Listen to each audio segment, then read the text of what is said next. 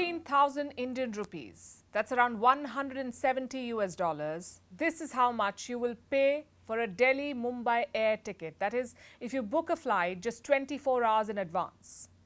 Now some context. Delhi is India's national capital. Mumbai is India's financial capital. So this is one of the busiest domestic routes in the country. But if you're looking at some urgent travel, be ready to shell out the big bucks. Airfares in India are soaring out of control. In fact, they're among the highest globally. So what explains this price rise? Why are airfares going through the roof? Is the Indian aviation sector in trouble? And finally, why should you care? Hello and welcome. I'm Palki Sharma, and on this show, we'll try to read between the lines, the stated and the unstated, the obvious and the hidden, to bring you the full story.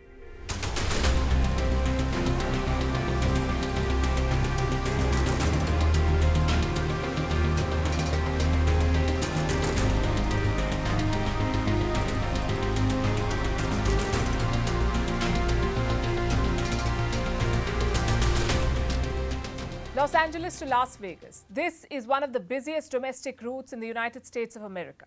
If you want to book an LA-Vegas flight just 24 hours in advance, guess how much that'll cost you? Don't bother looking. We did the research for you. In the United Kingdom, if you want to fly urgently from London to Edinburgh, it'll cost you around 8,500 Indian rupees. So about 100 US dollars. Now, London to Edinburgh is one of the UK's busiest routes, so the prices are significantly cheaper than India. And if we consider purchasing power parity, then these fares would be even lesser in comparison. In fact, India is witnessing some of the highest surge in airfares right now, not just domestically, but internationally.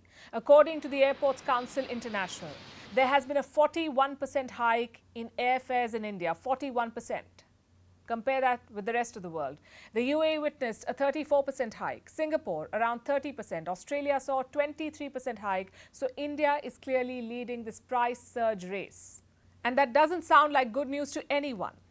So what exactly is driving this price hike? Well, there is no single reason, but we will come to that later. First, let's talk about how air ticket prices are decided here. India's airfares are dynamic in nature. What does that mean? It means the aviation sector is a competitive one. There is no fixed price per se. Prices keep changing depending on market demands. So simple demand and supply. If there's more demand, ticket prices are higher. Less demand and prices fall. But how high can these prices go? And is anyone regulating them? The answer is no. The reason for this involves a quick backstory. In 1953, India passed the Air Corporations Act. It nationalized the country's aviation sector. 8 airlines were merged into 2 government-owned entities. But things began to change in the 1990s. India was opening up, and so was our aviation sector. So the act was repealed in the year 1994. Private airlines entered the Indian market, and the government was no longer regulating anything, including prices. During the pandemic, they did implement a fare cap, though.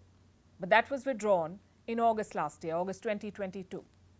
So airlines now have a free rein. They can charge any price they decide upon. No one is regulating these airfares, which brings us back to our original question. What explains this price hike in India? Like I said, there are multiple factors. One is the holiday season. Everyone is traveling as we speak. The months of May and June typically witness more air traffic. So demand is high, but the supply is limited. Right now, there are 6 domestic airlines operating in India. There's Air India, Vistara, Indigo, Spicejet, Akasa Air, and Air Asia India. Go First was also part of this list until about 2 months ago. But the airline has since filed for bankruptcy, and that has not helped the situation. As of March 2023, Go First was India's 5th biggest domestic carrier. It commanded nearly 7% of the market share. So its sudden disappearance jolted the aviation industry. Indigo and Spicejet are also not flying at full capacity. Some of their flights remain grounded. So the demand is high, but the supply is not enough. Add high fuel prices to this mix and the fallout of pandemic-era disruptions. This makes the perfect brew for soaring airfares. But is there no way to curb this? Well, last week, the Indian Aviation Ministry intervened. It asked airlines to regulate their ticket fares, and since then, prices on some routes at least have cooled off. But they still top pre-pandemic levels. Now, India is the world's 3rd largest aviation market, and it is growing bigger every day. Air travel is booming. In April, India's domestic air traffic hit a record high. Over 450,000 passengers flew on a single day, 450,000 people in one day. Imagine that. So what is New Delhi doing? It is investing billions to meet that demand. The plan includes new airports, new planes. You may remember the world's largest aircraft deal led by Air India. It was mammoth, and it shows the scale of India's aviation expansion. But even with this boom, the sector is fiercely competitive. Just like Go First, several airlines have hit the ground, and the issues remain the same: poor management, over-leveraging, and market conditions. In 2012, Kingfisher Airlines shut down. It failed to repay loans worth billions. Its owner, Vijay Mallya, later fled the country.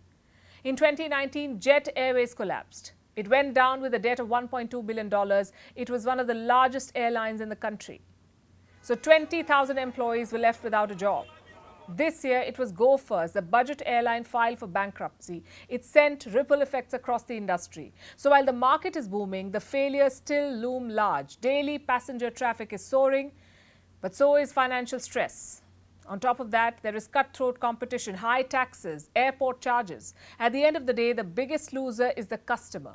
In a market this big, there will be complexity, and obviously there will be risks. But what needs to be better is our reading of that risk. Simply put, our risk assessment must be on point. We cannot afford more airlines going bust or laws that are not aligned with the rest of the world, especially as we aim to become the biggest aviation market in the world, surpassing the likes of the United States and China.